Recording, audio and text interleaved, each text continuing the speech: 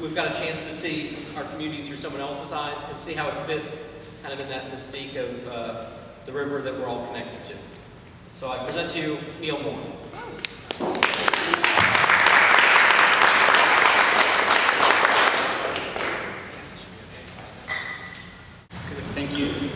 Thank you all for coming this evening. It's so good to see so many familiar faces here in Oxford.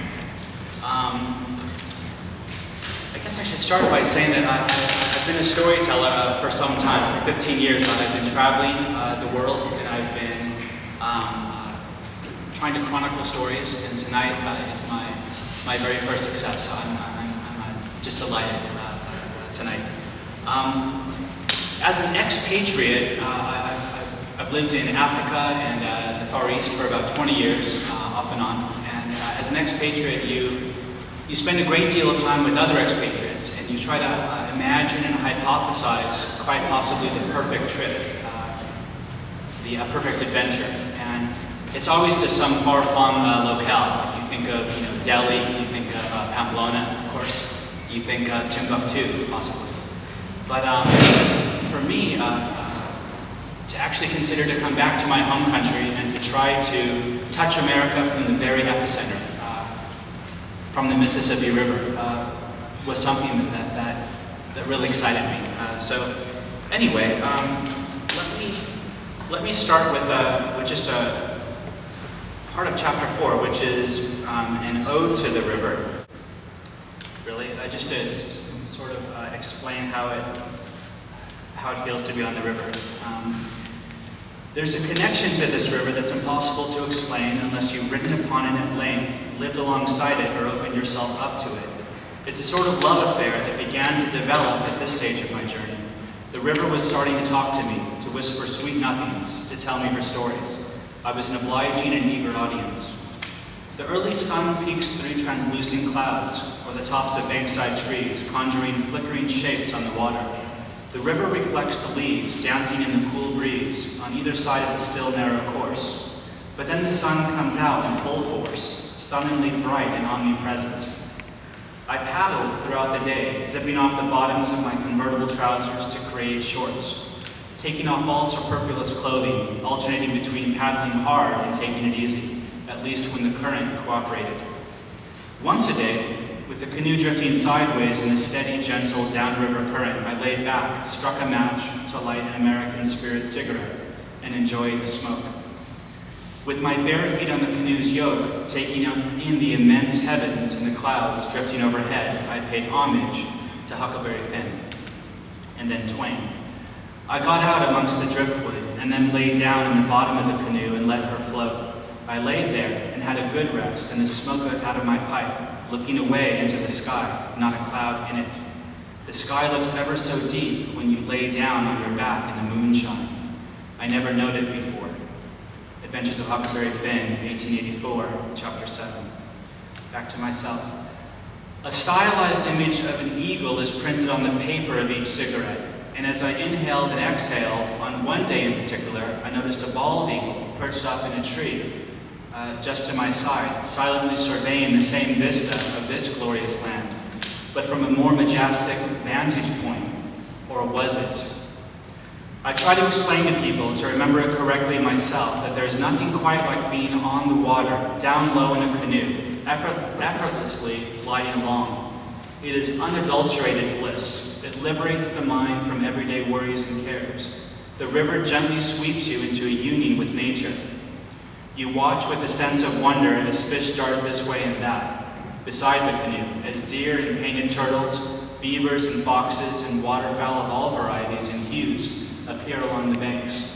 Beneath the canoe, strands of water grass and reeds along the shore point in the direction of the river's flow, and overhead, the clouds and the sun, the moon and the stars hold sway in an ever-changing sky. So that's just a little taste of the river. The whole idea for my trip was to come down the river solo by myself in my 16-foot canoe and to park it into the riverside communities, and then to step into the communities with my Israeli paratrooper bag there, my cameras, and attempt to find what was working for the community. And what I found in each community along the river, by and large, these are hard-luck towns. The factories are closing, and they've been rough and tumble all the way back to Twain's time, of course.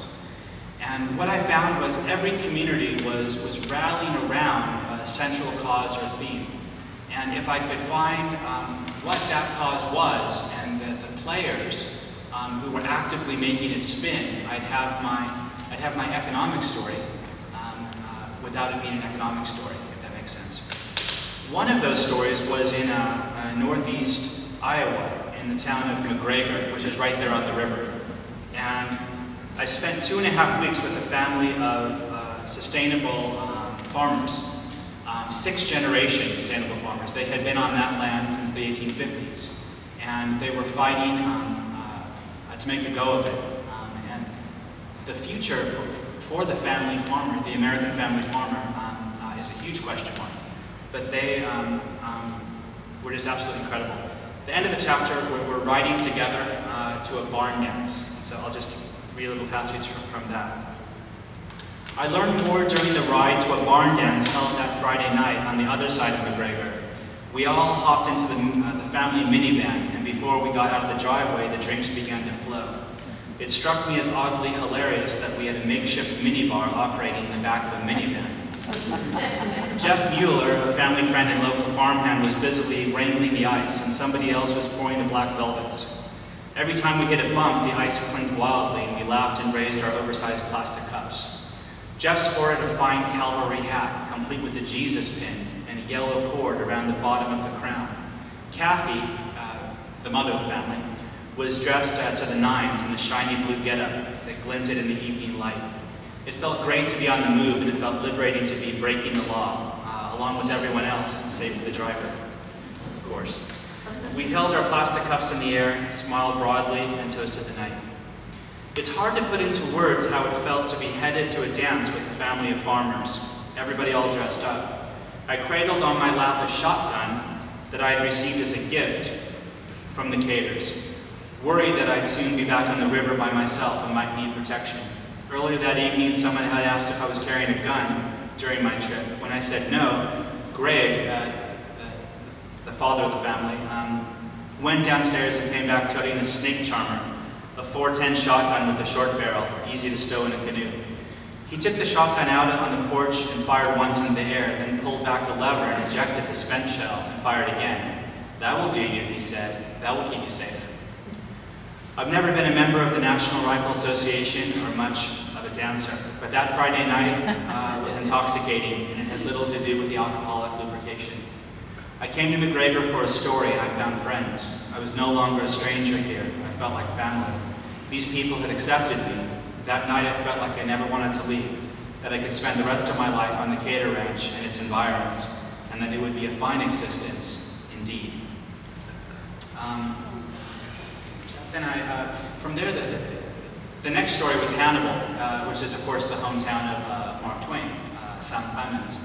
And I came in and did my story in Hannibal, and a lot of people who canoe down the river, they sort of are trying to drum up publicity for themselves. So they come down, they knock on the door of the newspaper, and they say, "Guess what? I've got a story for you. It's me. I'm canoeing the river." And these newspapers, are quite wise, of course, and they say, "That's okay. We actually have lots of people coming down the river. That's okay."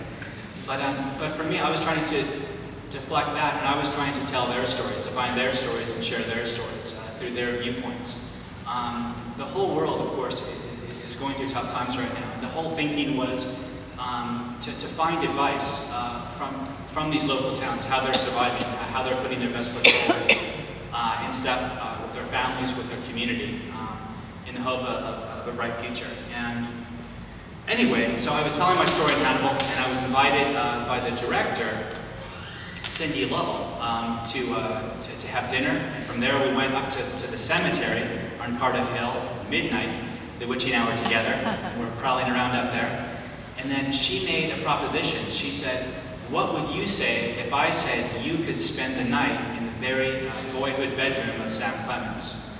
And I said, that would be the most incredible thing, of course. And anyway, so we checked with the curator, Henry Sweets, who's been there for 30 plus years, and we found out that I would be the second person in 100 years to sleep in that bedroom, and the first person in 50 years. The funny thing is, 50 years ago, the person who slept there slept in the wrong bedroom. He slept in the sister's bedroom, so I was actually the only one. Anyway, let me read you just really quickly about that experience. I laid out my bedding on the bedroom floor, but was too excited to sleep. So I read for about an hour from the Adventures of Tom Sawyer. Sam Clemens lived in this house from age 4 to 17. At that time, life on the western frontier could be brutish and short. Death was a common occurrence, from disease, violence, drowning. Mark Twain later wrote that as a boy in Hannibal, he received news of every death as a warning from Providence. In this very room, he wrestled with his conscience at night and vowed to mend his ways, at least until morning. And Twain. With the going down of the sun, my faith failed and the clammy fears gathered about my heart. It was then that I repented. Those were awful nights, nights of despair, nights charged with the bitterness of death.